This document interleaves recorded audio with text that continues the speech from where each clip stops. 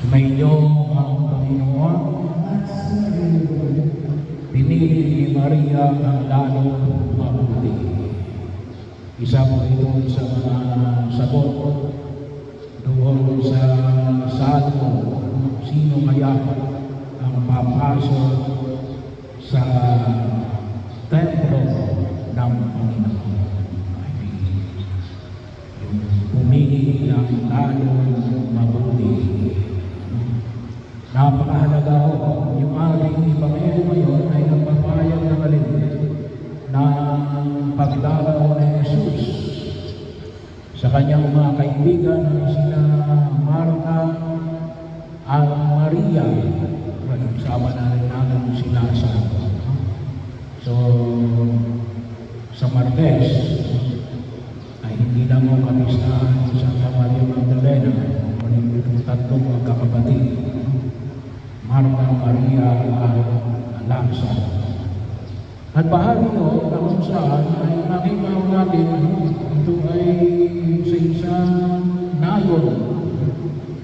Sabi na po ng mga nagbabasa sa pasal ng kasulatan ito ay ang nayon ng Bitanya.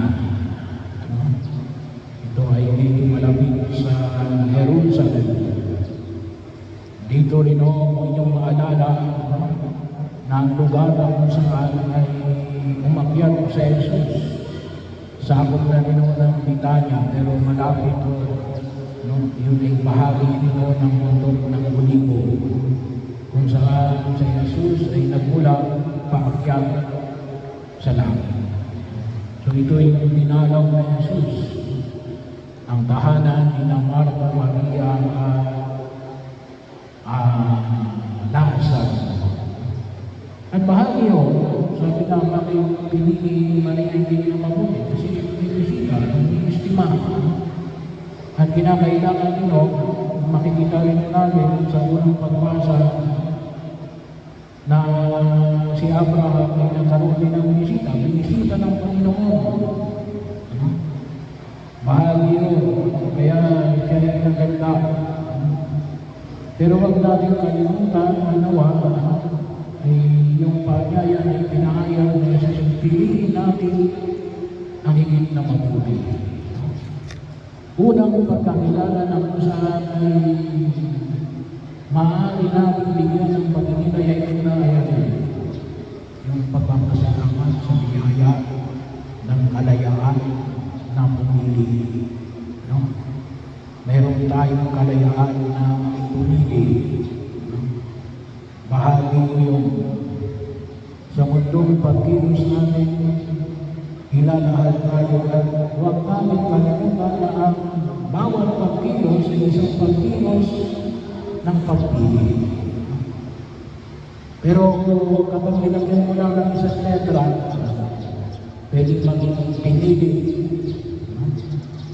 Kaya rin po kung sa yung iba, walang responsibilidad ng ating kasi akala nila pinili sila. Hindi ka naman tutungkol ng baril, hindi kaya patalim. Ako sasabihin, pinilit ka.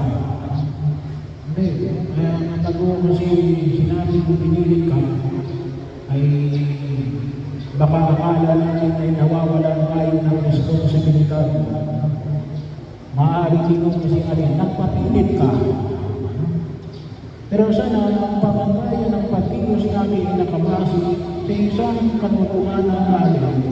Mula pa lang ikahin ng Diyos ng sanlibutan ang karapatan at ang karangalan ng malayang pagpili. At napakahalaga ko yun. Napakahalaga ko yun. Kasi yung pagpili natin ay pwedeng magandaan ng ating kapahamakan unang kaligtasan. No? Maging yan man ay bagay, maaari yan man ay lugar, maaari man yan ay tao, o sitwasyon, o pagkilos, no?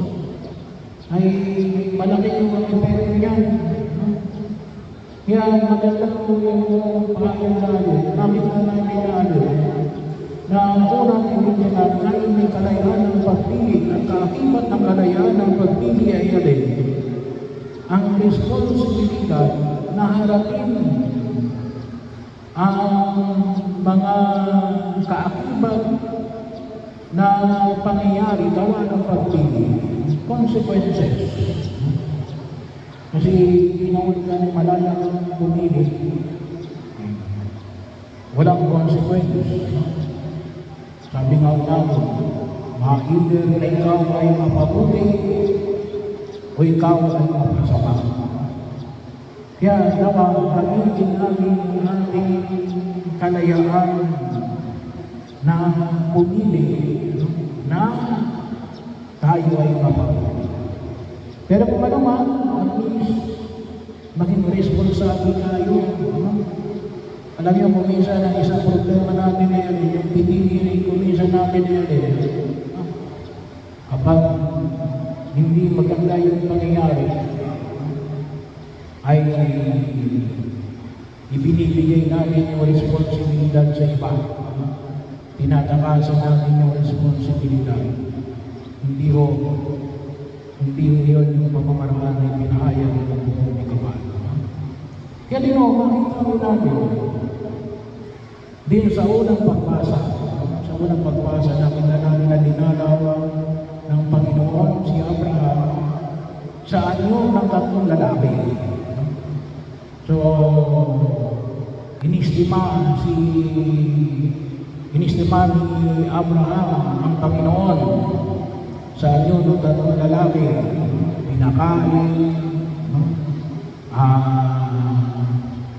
makita natin, inihanda na dapat ng pagkakataon na kapagpahinga para sa patuloy nilang paglalakbay.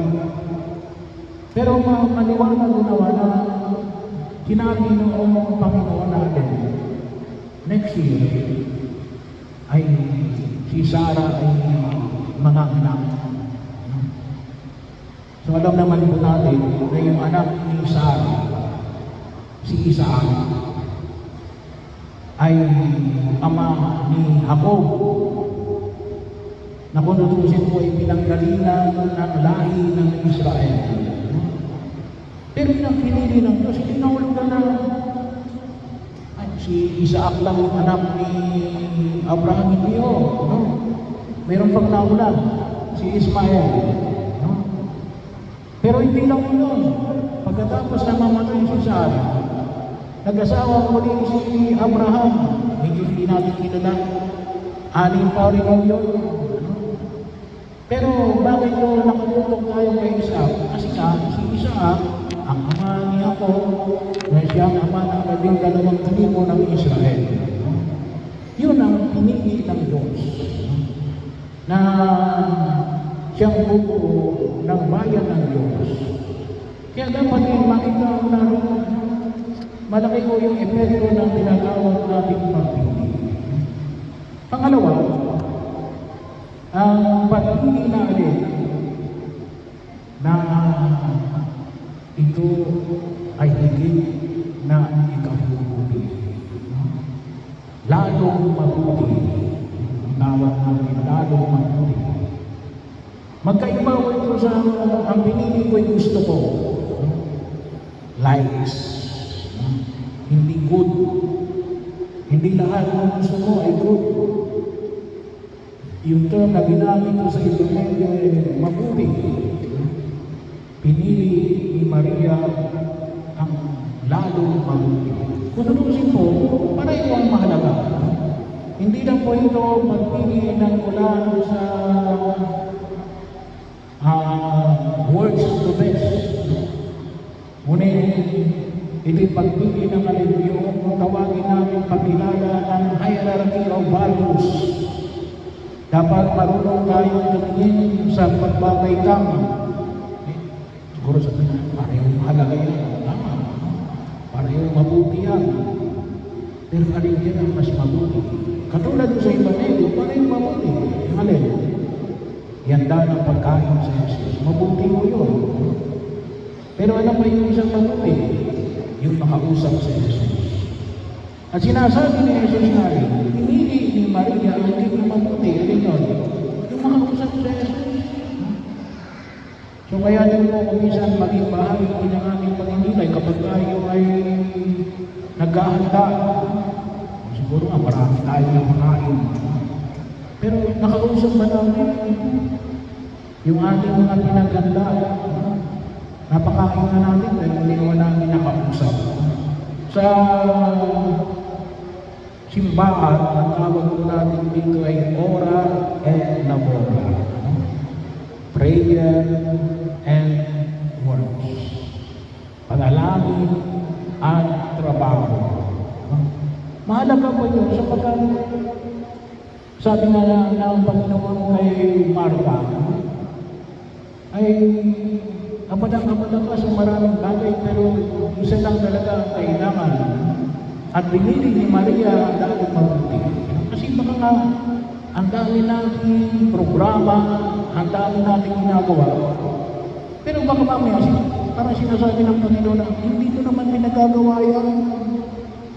Ito yung pinagagawa ko, hindi mo naman nagagawa kasi bakit? Hindi mo ako nakakausap. Hindi ka nakikinig. Hindi ka nakipag-ugnayan sa akin. Baka kaya kung minsan, sabi na natin, ay marami tayong pagkilos pero hindi talaga yun natin natutumbok kung ano yung talagang panulungan natin. Bakit? Kasi nga, nung sabi ko nga ng nakaraang linggo at tulad ng aming pagninilay sa illegal gambling, isa rin mo yun nililibang tayo. Nililibang tayo.